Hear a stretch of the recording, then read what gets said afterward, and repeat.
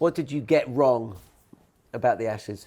Before a ball was bowled and all that was said, looking back, what did you get wrong? Well, I thought they would open with Marnus Labuschagne and they opened with Jake Weatherall. Is that what you mean? It's one. I thought Ben Duckett would make runs. Two. I was probably, me and him had an argument on air about how I didn't rate the England bowling attack as much as he did. I still think I overrated the England bowling attack, probably a little bit considering that. I thought Australia would win 3-2, they won 4-1. I don't know. So you thought it'd be more competitive?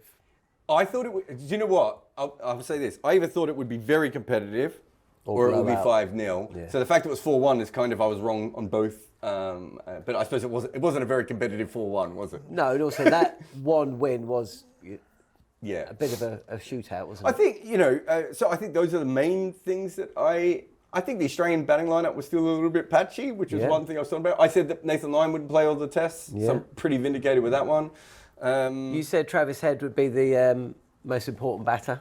Yeah. You said Head and Brook, and actually both was true. Yes. Because one performed way beyond what anybody would have hoped for from an Australian perspective, and Brook. I said whoever won that battle would win the Ashes. Yeah. And I also said that if England lost the first test, they couldn't win the Ashes, and that Mitchell Starc would take the most wickets. So I had a few wins there and a few losses. What about you, Harmy? What did you get wrong? Scoreline. I said 3-2 England, but I think my heart was ruling me head. I did say I did envisage a day where Australia won 4-1. I'm like you. I thought Duckett would go well on a pitch which he would score square of the wicket. I'm trying to think what else. I thought England would be more in the face of Australia, a bit more hard-nosed than I was expecting. But I think, apart from up until lunchtime on day 2 of the Perth Test match, England were always playing catch-up in not only in the series, but basically everything they did, as in from preparation, overs and miles and bowlers' legs, everything like that. I thought the bowling unit would be more of a cohesion function rather than Cast bowling on his own, Tongue bowling on his own, Archer bowling on his own, Wood bowling on his own. And I think we'll come on to what I think the big problems of the last 18 months have been. I thought I think we've got fine players. I just don't think we've got a fine team. And I think that's the problem. But I think that because I thought we had a fine team. And all of a sudden, I think this series shown more than any time in Australia at home, India away, India at home, that I think that was my first thinking was this team is not a team. And I've never believed that I always believed that the team ethic of Ben Stokes' group would always get them through difficult periods, because it has in the past, and they've had some bad times and good times, and they've always been able to turn a bad day and move it to one side and turn the next day into a good day. Now I expected even if Australia did have good days, England would bounce back, so I got that wrong. Do you think that... You thought Ben Stokes was going to be the best captain England ever had. This is what I was going to say. This is where I was going to go. Actually, I was going to ask something else, but I was going to go with that as well. But where did you get it wrong? I'll tell you where I got it wrong. I think I got it badly wrong thinking that this was going to be a series of exceptional back and forth drama.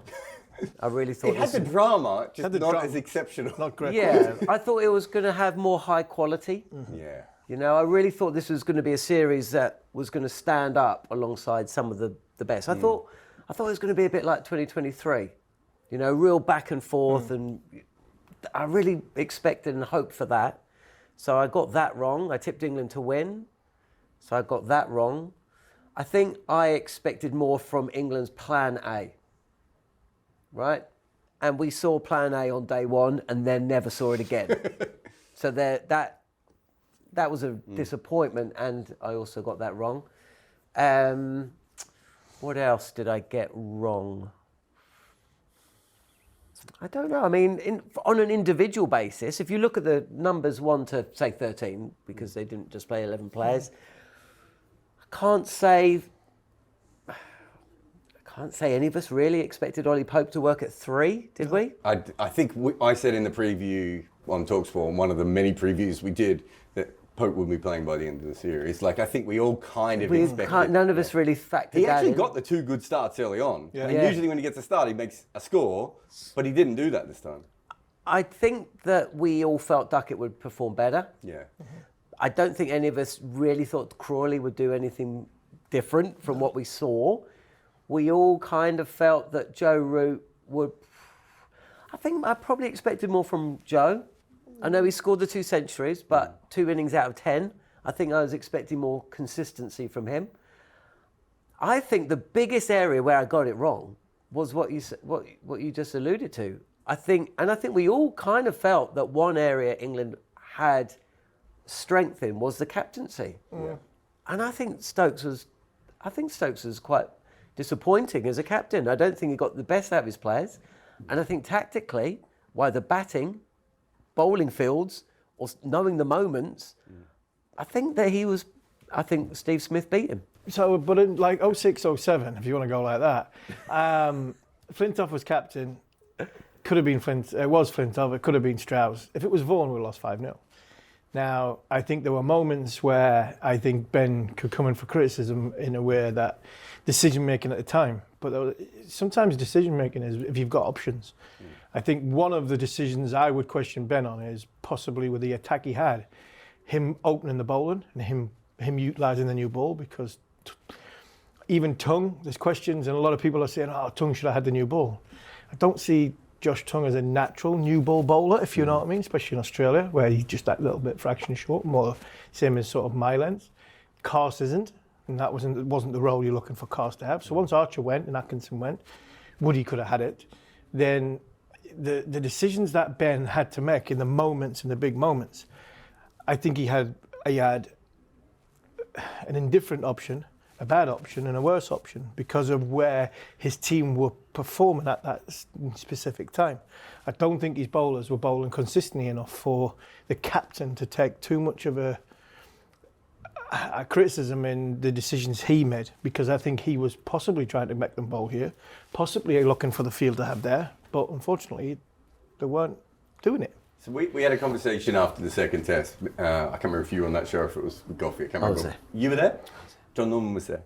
And I was basically saying to Hamid that I think the plans are wrong. And Hamid's like, I don't think the guys can execute the plans. And by the end of the series, looking at the data, I think we're both right. I think if you look at it, England bowled too short. And I went back and looked at England in India, when they played against India over here. They still bowled too short.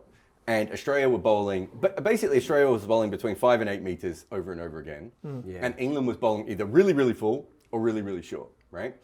Some of that is planned. But also, they don't have a Scott Boland bowler who's just going to dig a trench at 5.5 meters for the next week and a half, right? So they don't have the skill to be able to do that. But then, as I said, the plan is wrong, the execution was wrong, but also it's the widths, right? They just kept bowling too wide, specifically, over and over again.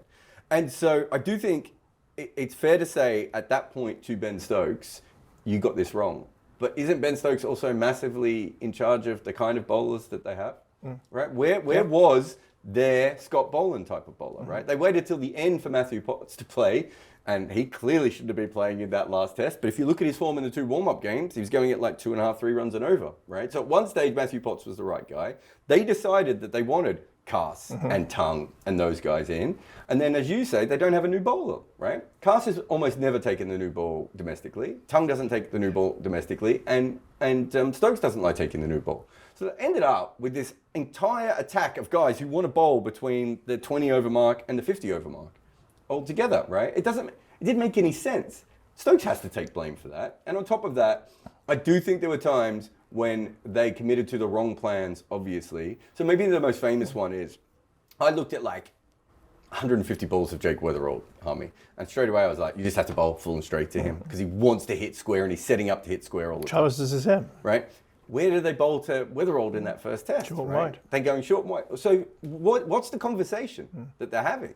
And if you look at it, if you look at the 3 guys that you want to bowl, the top 3 for Australia, Weatherall you want to bowl straight and full. You want to be just about above top of off stump to Travis Head, right? And to Marnus, you want to be full and outside off stump. right? And maybe full on the stumps when you want him to get flicking later on. Well, they never bowl full.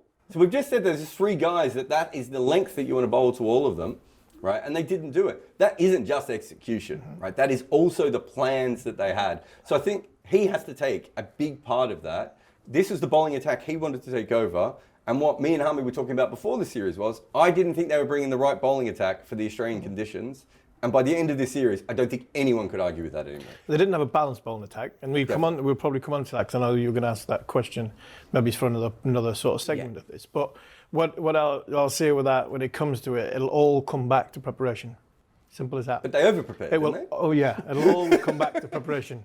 They over-prepared if this series was being played in 10-11. Yeah, if your bowlers haven't got enough overs in their belt, they're not going to consistently hit their lines and lengths.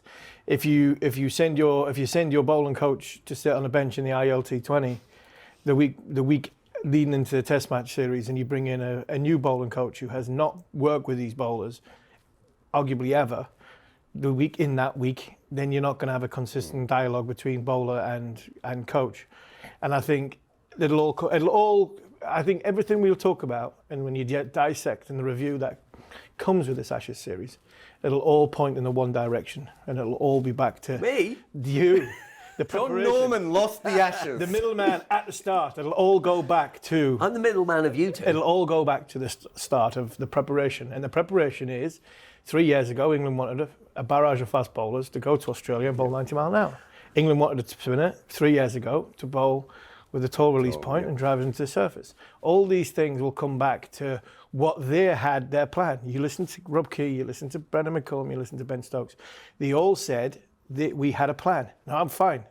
That's your plan. They had a plan A. They had a plan. Yeah, they had a plan that was A. it. They had a plan A, and that unfortunately didn't. Well, didn't Keezy work. talking, I think it was the podcast he did with NASA, where where NASA says, well, the pitches have changed in Australia, and Keezy's like, pfft. Yeah. And you're just like, mate, are you not watching? Like, I've written about 30 articles on this, right? You can go back that little bit further and, a little bit sideways, and go, well, we've just spent two winters in New Zealand, where both times commentary teams of the likes of Craig McMillan and Mark Richardson, Dan McCarty said to us, that one-day series you've got in October, it'd be like going to England in April. So all of a sudden, why are you sending Ashes preparation batters to New Zealand when you know it's potentially going to rain? Or if you don't know, then you've made the mistake. But hold on, you've got a coach who spent basically entire life in New Zealand. Okay. These are little things that will come back to. But we're trying to focus a little bit more on what we got wrong. And I can think of 2 other things where I certainly got it wrong, and I don't think you two got this right. Hands up, who had Bryden Carr as leading wicket taker for England? Certainly not me. No. The other thing is, I did think He would be a couple of close years ago- though, because well, at the end of nobody. the day, Hang on. No. We didn't. Right. Before the India series, he was the bowler I was most interested in for the Ashes, but he bowled poorly in the Indian series. Really tailed off. Yeah, as and he well, had the didn't toe thing. Remember, Yeah, he the was toe- dragging his the foot toe around. thing was- And And I he had that lost in New all Zealand, confidence But in if you had said who's leading wicket taker without Stokes, I think you would have said Cars. Yeah, because I don't think you would have had anybody else. Yeah, but that was playing more as many because you test would matches. think, well, Archer's not playing 5. No. Yeah, there is an element of that. And Wood certainly wasn't playing 5. Stokes is playing, so... I'm not sure who, like if you'd asked me, I'm not sure who I would have picked to take the most wickets for England. Well, it had to be anyway. Stokes. It would have to be Stokes. He's the I only think one I that was said going to play I them was all. Should've gone Stokesy. But he was the only one that was going to play them all. That's, yeah. That's the only reason. No, I get you, but yeah.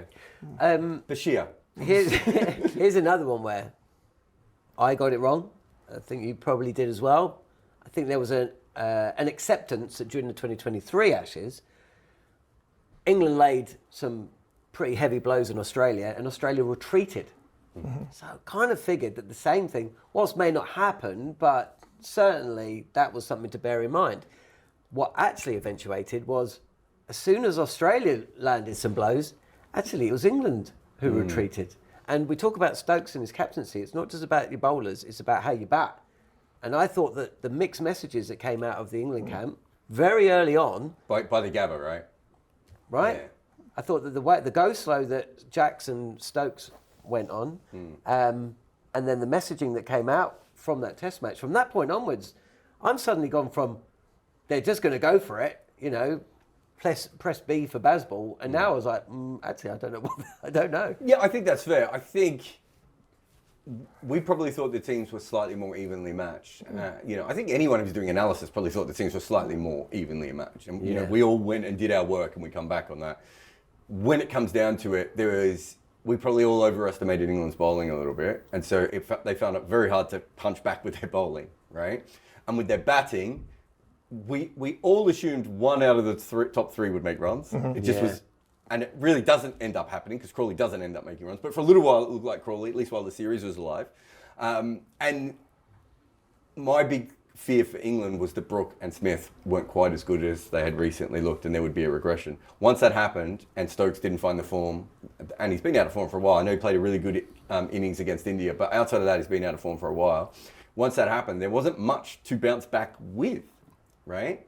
And I think that was the thing that, if you look at it, one of the big things that we all talked about, me, Harmy, and Goffey had like 10 conversations on air about this before the series, which was when you've got an aging bowling attack like Australia, you don't know when it's the end, and it's just about to all fall apart. Yeah. That actually happened, and it didn't make any difference because Boland and Stark held the bowling lineup, and they only needed one other good performer, and Nisa ends up being that guy to be able to hold it together, right? So Usman Khawaja basically doesn't have any impact on the series. We're worried about his form. Marnus looked better than he has been, but still. So a lot of things still went wrong for Australia, but England were that much worse than we probably thought they were going to be, and that was it, right? I don't know how you bounce back when so many of your batters are out of form, and you've brought the wrong bowling attack, and probably doing the wrong plan, and they're not executing it correctly. Where do you bounce? Yeah, I just don't think England were had their right game, their ear game to take on Australia. I don't think they were prepared enough. We'll keep coming back to the preparation side, but if you're not hitting enough balls, you're not bowling enough balls, you're not in a position to soak up and absorb pressure, and then throw a punch back. England were never in a position to throw that punch back, and I think that is the troubling side from my point of view, from what happened, what England. You look at. I mean, the crazy thing is, you ask a lot of experts to pick their team, their team of the combined team, and I think a lot of them had 5 England players. Some of them had 6 England players in it. It could be 4-1, and it just shows you that where Australia were, and the players that England got beat off. England got beat off 3 or 4 players. Largely, then themselves. Australia wasn't in great form in this. Exactly. Ashes. You came in here today when we were chatting before affair, and you were like, it was a fun series because it wasn't particularly always good cricket. It was crap. And you look at some of the cricket that Australia won with, and you're like, they could play much better than this, right? But they did little things right, which to talk about the sort of the fight back from England. And Stokes talked about this at the end of the series. It was interesting. He didn't talk about it during it, but he said, our teams have worked out how to play against Bazball. And I did this big research, and I looked into all of Harry Brook. And Australia is the best team against Harry Brook, I think, at the moment. Maybe Sri Lanka might have done him on some turning wickets, but pretty much Australia's the best team. But he averages about 38, 39. Just tests, are you talking about? Yeah, just in tests. He hasn't played in Sri Lanka. Oh, I can't remember. It was that series where he threw it away, didn't he? There was one other team I think he had a low average. But if anyone who's played, it probably was Sri Lanka, but it was here. Yeah, and when he plays against Australia are just like, okay, well, he's going to give us chances.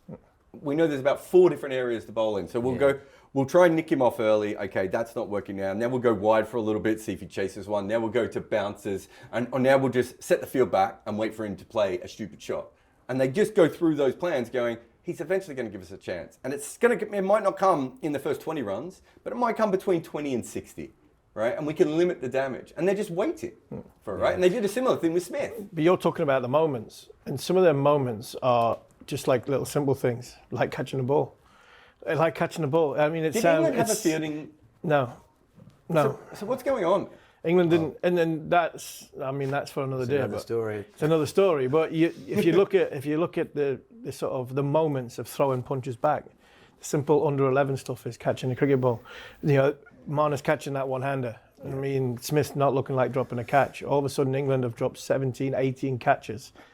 I think it was 20%. England dropped 20% of their chances. Australia dropped 10. When you're talking about a series which is not very good and it's littered with mistakes, and the scoring rate is not. I mean, the scores aren't as sort of astronomically as high as what there has been before, and the games aren't going into sort of end of day 4 and day 5.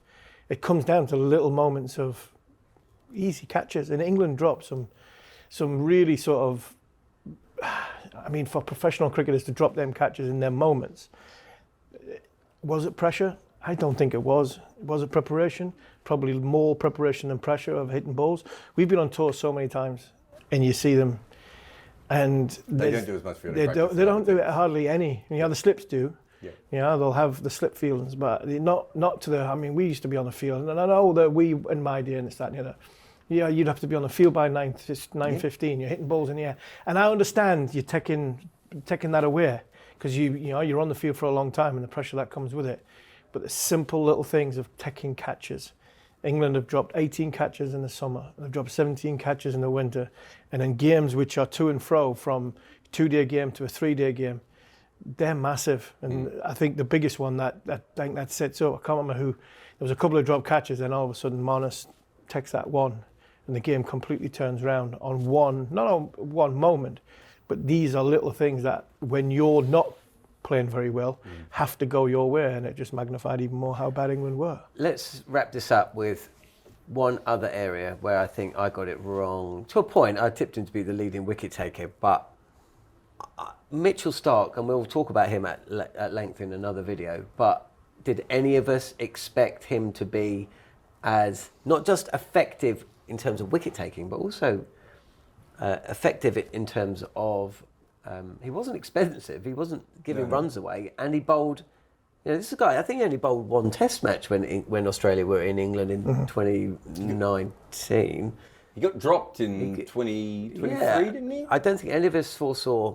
If you'd said at the start of the series, guys, going to get you all together, right? Pat Cummins is going to bowl one Test. Josh Hazlewood's out for the whole thing, and Nathan Lyon's going to bowl in one Test, pretty much. So pretty much it's all on Mitchell Starc and Scott Boland. You'd be like, well, that's a massive problem. Yeah. So I think the fact that Scott Boland was as relentless and brilliant and impossible to score against, and they didn't charge down the wicket and knock him out the attack, and he didn't go an average of 100.